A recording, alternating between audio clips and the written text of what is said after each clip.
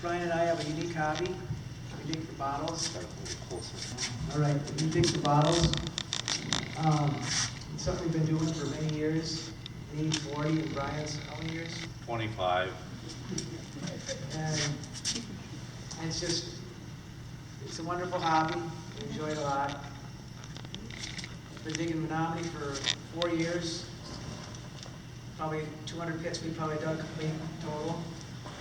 We go anywhere we get permission, or anywhere we get a lead. Not just Menominee, but everywhere else, Eau Claire, St. Paul, anywhere. There's a booklet to be passed around here too eventually. Yeah, that will be take a look at.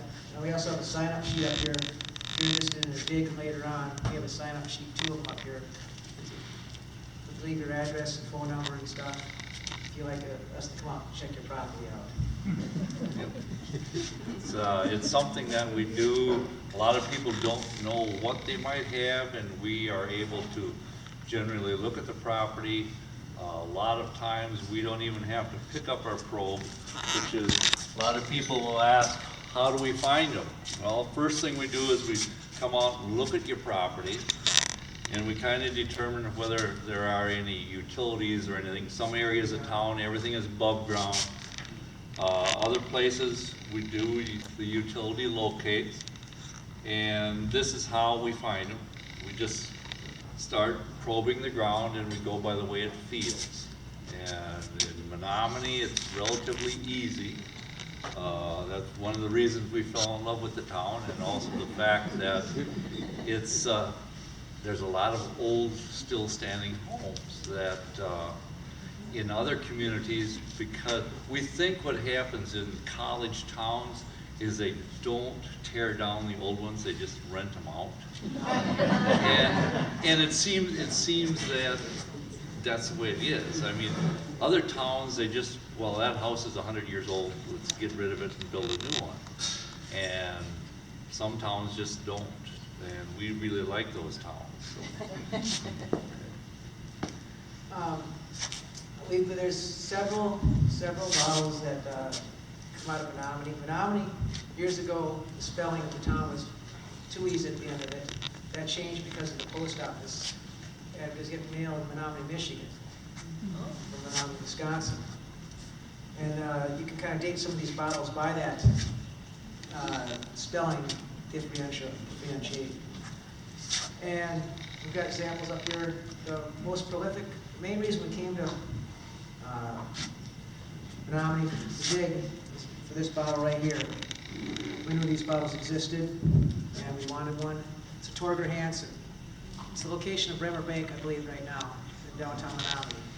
And it's Torger Hansen. This was a liquor dealer. He had a livery, a stable, and a boarding house. He did all that.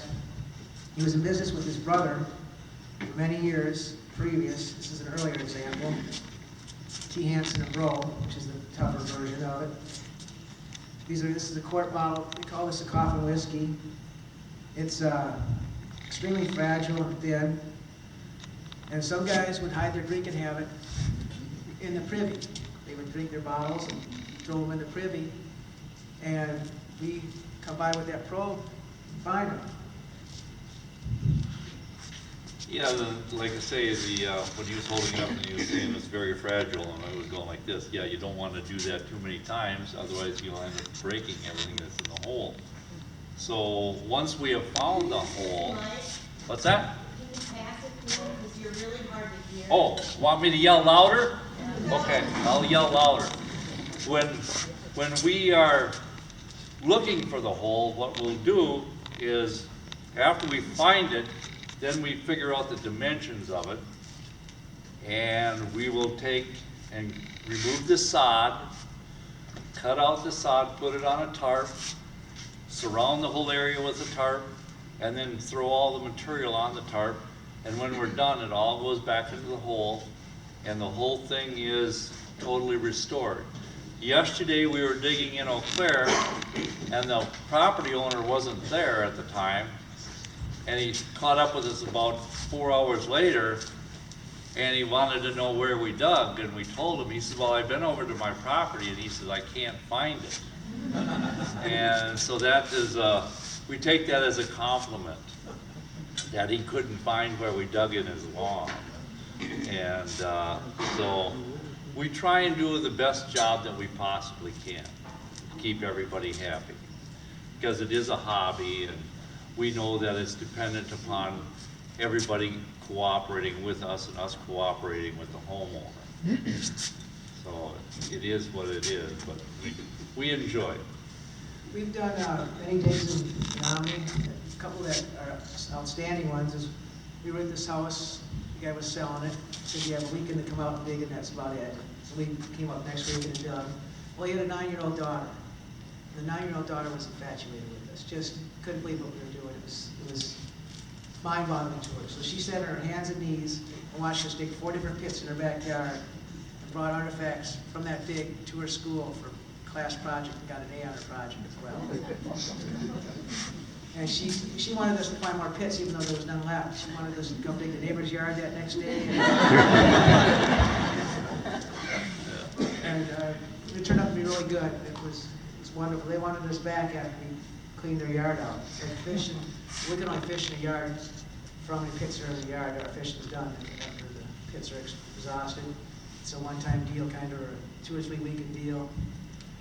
And a lot of times when we're digging one yard, neighbors come over and they look and that's in your yard too, and they say, really? And I say, yes, it is. Some of my examples of bottles here, I've got a bottle from Groban Shoney from Menominee. It's an 1881 to 1883 bottle. This bottle, believe it or not, looked like this. This ugly and stained. I had a professional tumbler tumble it, and it looks like this. That's a $30 process. Yeah, it costs about $30 to get if you want a bottle professionally cleaned so that it doesn't have that cloudiness to it, it'll cost about $30. And the process is kind of like a rock tumbler, except they use, what they do is they lock the bottle in a cylinder, kind of like this, and they use chopped up copper wire and a polishing compound, and it takes between 3 to 7 days. What they do is they slowly turn the tumbler, and then every day what they do is they reverse it and tumble it the other way. And the reason they reverse it is so that it doesn't leave ghosts on the lettering. Otherwise it would wear it away uneven. And basically what they're doing is they're wearing away the surface of it. Because this stain, a lot of people, you can remove some of it chemically, but the glass is actually deteriorating and changing. And it all depends on the soil condition. The best place you can dig a bottle and have it look like the day it was thrown away is in horse manure. For some reason, okay, there's some ground that once stuff gets buried 4 to 5 feet down and there's no oxygen, and there's enough moisture all the time, the stuff will not rot. And so it just lays there and it totally preserves everything. I mean, shoes and belts and even sometimes newspapers and all that kind of stuff, so you can just pick it up. But once it's in the air, then it just starts falling apart. Well, I found one time a long-barreled rifle and a big old, one of those big-wheeled bicycles. Yeah. The wheel was actually made out of wood with a solid rubber tire around it. But by the time 8 hours had gone by, that wood was already starting to peel. I found whole jars of olives. I could have made a martini that was 120 years old, because I actually dug the full jar of olives, and then a little while later, I dug a bottle of what appeared to be the liquor, but I didn't know. We have drank liquor out of the hole before. I mean, you gotta say that you did it. I mean, you dig a bottle of booze and it's like, yeah. So we dug a bottle of liquor in Pine City, and believe it or not, a lot of it evaporated before we got home that day. I mean, we would stop and somebody would, well, I gotta try some of that. I gotta try some of that. Yeah, it's interesting. It's a fun hobby. And getting back to as far as like the permission, where we try and equate it to fishing. And the thing of it is imagine if you're a fisherman, and every time you went fishing, you had to go to a different lake and get somebody's permission to go fishing.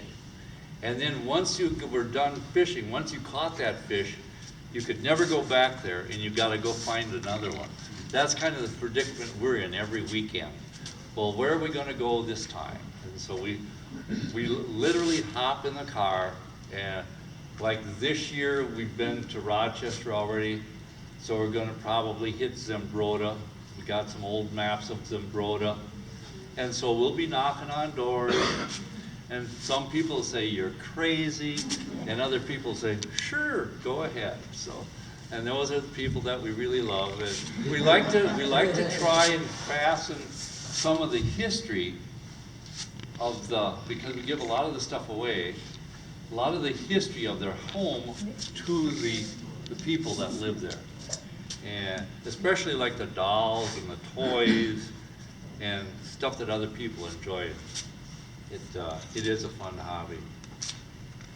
I can remember digging Eau Claire with another person that's in attendance here, and we were digging a 1920s pit, and it was 13 feet deep, and we were digging, and this 50-year-old lady came out there. We were digging, and she said, you find anything? I says, yeah, we found this thing that says Elsie on it. And it was her favorite aunt's name. 9 of her 12 aunts had passed away, and this one was still alive. So she brought this piece to the nursing home where Elsie was at, and she showed it to her aunt, and her aunt asked her, where the hell did she get that at? Yeah. And she said, well, these guys came and dug it in our backyard, and apparently the lady was in tears when she saw the piece. And there's a lot of history we give to these people back to the houses. A lot of history. Some places we've dug where there's been a veterinarian or something that's full of veterinarian supplies and bottles, and we've hit cobblers in certain areas. There's dozens and dozens and dozens of pieces of leather and repairs with soles. And it seems when we dig soles of shoes, most of the men's shoes have a hole in them. Yeah. The females don't. What they did was the men wore their bottoms of their shoes out, and we've actually found like metal plates where they tried to repair the shoe, but the women's shoes, they were never wore out. They were like, I need a new pair of shoes, dear. And why? Because I don't like the old ones. Yeah, it's kind of funny. You can tell a lot from like yesterday's hole. We didn't bring them all, but yesterday we ran across, well, we kept 25 bromocaffeines. Now, bromocaffeine was an old drug cure-all kind of deal, but if you took too much of it, you became psychotic. The bromine affected your brain. So, with the number of bottles that the guy had, he was kind of addicted to the product. And you can also find that out with, well, simply, you dig 400 whiskey bottles out of a hole. The guy wasn't a teetotaler. And one of the things you don't dig very much of is like the soda bottles, because there was a deposit on them. So you can dig a lot of holes, and that's why, like this collection here, it takes years to come up with something like this. And and of course, some of the stuff Mark has also purchased. I usually don't purchase a lot of stuff. I just collect what I kind of dig. But Mark shops with his wallet a lot. I just shop my wallet a lot. And the history, like these druggists here in front of us, there's one in particular, the building still stands. It's called Olaf Nord. Olaf Nord was also in Colfax, Wisconsin. Bottles from Colfax, Wisconsin exist. If you go downtown Menominee, go down there today if you like, 1910, Olaf Nord is on top of one of the buildings downtown in the main drag. This is the bottle that this guy, druggist, used, one of many he dug. It comes in different sizes. He's got a pestle and mortar on his. This is probably about a 1905 bottle. I imagine Norm was using his Boss bottles till 1915. Another one that's very common, or we dig a lot of, we dug it in several other cities, is called Boston Drugstore. I don't know why they call it Boston. It's a nice example of Boston Drugstore. It was the guy would concoct the stuff on site at the drugstore. We give when we dig at people's properties, if we dig like 2 or 3 of these bottles, the homeowner ends up with a piece of their history, a druggist on their property. I've got so many, we don't need long. Another guy that's from Menominee, George Toner, pharmacist. Now he was around in the 1870s in Menominee. He was quite prolific. Some of the earliest drugstores are from George Toner, and it's embossed as well. Another one is Erhard from Menominee, script writing. That's probably a 1910 bottle. And here's one that's rather interesting. It's got an awesome design on it. It's OK Raynham. He's got a fan. There was no electricity, well, there was, but not as much as there is now. And he's got a fan. Cool yourself down is his logo with his letters in the fan. He also was around in the 1880s when they had the Menominee spelled 2 E's at the end of it. When we do dig, especially in Menominee, we'll find a lot of these, a lot of bricks in the yard. These are generally, we give these generally to the homeowner. This is from the Menominee Press Brick Company. It's, I'm not sure what the vintage on it is. I'm guessing this is 1905, 1910, and earlier. There's earlier versions that say MBC on them, which sometimes the privies are lined with these.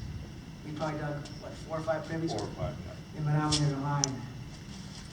A lot of times when we dig, there's a cure-all. There's like Dr. Kilmer's Swampwood Kidney Liver and Bladder Cure. Here's one that cured everything, full of alcohol and whatever other outlawed things are in business now. Warner's Safe Kidney and Liver Cure, with a picture of a safe on it. This probably cost $1, and it cured you for one night. And you need another cure the next night, the cure continuing. And back in the 1890s, I believe it is, they discovered microbes. A thing called microbes were causing all diseases and illnesses, they thought. Well, I've got a bottle here that says germ bacteria or a fungus destroyer. William Random's microbe killer. Trademark registered, and it shows a guy with like a bat beating a skeleton. Here's all diseases. Now, what that was actually comprised of, when the Pure Food and Drug Act was passed in 05 or 06, everybody had to know what was in the product. So Dr. Radams was still selling this stuff, and people swore by it.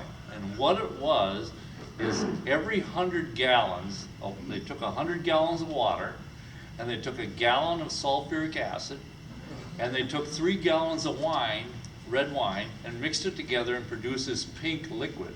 And that's what was in that bottle. So when you drank it, you kind of got, yeah, it's working. And that was it. I have bottles that actually, when we dig a bottle, okay, and it has original content in it, some of the stuff you really don't know what it might be, because there was cocaine floating around, there was morphine floating around, there was strychnine floating around, there was lots of different stuff that, you know, there could be whatever kind of compound. And the stuff is still in a bottle, so you don't really know what it might be. So a lot of the white powdery substances we just kind of stay away from. And the interesting thing is they did not have any virtual regulation. So if you did get sick, the best thing I think you could have done back in 1890 was just hope for the best and not take anything. Because some of the stuff was just bad. I mean, there was literally the mercury compounds, there was like I said, mentioned earlier, bromine, anything to make you think that you're getting better, but in reality, you're getting worse. That could go with pottery and stuff, and, I just got a few powder pieces here. In the old days, like Roman times and stuff, being rich was not a good thing. Poor was better. You would get pottery that had colors on it, and the colors were done with lead. Poor people couldn't afford colored pottery. They afforded plain pottery, and they wouldn't get lead poisoning. But if you had colored pottery, you would get lead poisoning if you were drinking out of vessels or bowls and such. When we dig privies, a lot of the times we'll find a lot of pottery, a lot of Menominee especially. It's a lot of. They have dropsy out here. We have a thing about Menominee. We've dug all over it, and for some reason, they all seem to break their mixing bowls. I mean, we will dig a hole that have 8, 9 broken mixing bowls in it. It's like, what are they doing? You know, dropping it? Oh, we dropped another. I don't know. It's just, you go to other towns and you might run across 1 or 2, but in some of these holes, it's like, what, 5? But it's just literally a bowl after bowl after bowl. It was so funny. Yes. We dig Dallas heads. Here's a World War I canteen we dug at one point. This is a few years back. We think it dates to that time frame. It actually has a patent date. I got it so that I could open it up. It was corroded. And the patent date on it is 1912. Right before World War I. Yep, November 28, 1912. So it's a brass canteen. A lot of the times we dig, a proportion of embossed bottles to plain bottles it's huge. There's probably 9-to-1 ratio of unembossed bottles. So that makes all the embossed bottles much harder to acquire, and that's what we dig for. Here's this is what, 1/10 of what we dug yesterday, or 1/20th? We had like 100 some bottles yesterday. We dug out of 2 pits in Eau Claire. Oh, and so with all those Menominee bottles, as many as it seems, there are still Menominee bottles that we haven't seen. It's unbelievable. You can, I dig in Princeton, near a small town where I live, and when I started digging, there was only 1 or 2 different ones known. Now I have 27 in my collection on that small town, and I still am missing 1 for sure that I know of, and possibly there might be 2 or 3 others that I haven't seen yet. And I've dug probably 25% of the town. So even if I dig 100%, there's no guarantee that I'm going to get an entire collection. That's why you can actually spend a lifetime in pursuit of something like this and never really get it all. It is an amazing hobby. And it doesn't matter how much money you have, you can't buy it. I mean, if you have something that you've never seen before and you know it exists, and you got $1 million, show me where you're gonna get it. It just doesn't exist. That's the fun part of this hobby, is you're always in pursuit of something that you don't even know exists. And like yesterday, for instance, when we were digging, okay, this doesn't look like much to the average person, but to us, this is an amber pumpkin seed whiskey.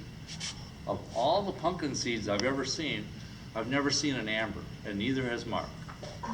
So right there is an example of something that we've never seen before. It's not whole, but now we got something, hey, maybe someday. Something to shoot for. We were digging last year in Menominee. We were knocking this guy's door, and after about 15 minutes of talking, we convinced him we could probe his yard and look for it. It was a corner lot. We figured it's got to be in the opposite corner from the intersection of the street. Well, that didn't happen. This hobby is unpredictable. Unpredictable beyond belief. Am I still on with the phone? Nope. Whatever. Yell louder. I don't know. Anyways, we went to a spot, and we thought we had the corner. Thought we had a sure thing with the privy, location of a privy. And we talked. The guy was sitting on his table drinking beer. Yeah. Thought we were nuts. And this girl girlfriend that was there and saw me on Old Claire Facebook site, I believe it was. And saw me in the paper. Said, no, these guys are real. So we seated the probe and desperately tried to find something. We couldn't find anything in that guy's yard to save our life. So then, across the way, there's a lady out in her backyard. Went over and talked to her, got permission from her. She was moving in 2 weeks, so we had a week window to dig that. We came over there and dug, and this is the box that at the end of the presentation, anyone can grab one bottle out of here if they want, in this box, and some of this stuff here, I'll determine that later. But we dug all sorts of Watkins remedy bottles. They got fresh dirt on them. And it's a liniment. This guy was addicted to Watkins liniment. He probably had alcohol in this bottle, and it was probably a vice that I'm not drinking. You know, I'm taking medicine to the wife or whatever, and he would use that as a plea. And what was interesting about it was the family that owned the house, they knew their grandfather was like Watkins, but they were even amazed at how many Watkins. And what was really funny is the next weekend we were going to go to Winona to dig. And when we went to Winona, we didn't dig a single Watkins bottle. They were all in Menominee. And when we went to Pine City to dig for Pine City druggists, we run across Menominee bottles. It's Yes, like exactly. yeah, and that's how sometimes we end up in another town. Like I was digging in Princeton, looking for the coffin whiskey from Princeton. And I dig this broken coffin whiskey out of the ground, and I'm rubbing the dirt off of it, and it says Reading and Reading. I'm like, oh. And then I look at the city. Lyle, Minnesota. Where's Lyle? I actually had to go get my map. So basically a month later, it's way down on the Iowa border. We're knocking on doors in Lyle. And we spend 4 weekends down there and never came up with a Lyle bottle at all. So, that's still on the schedule.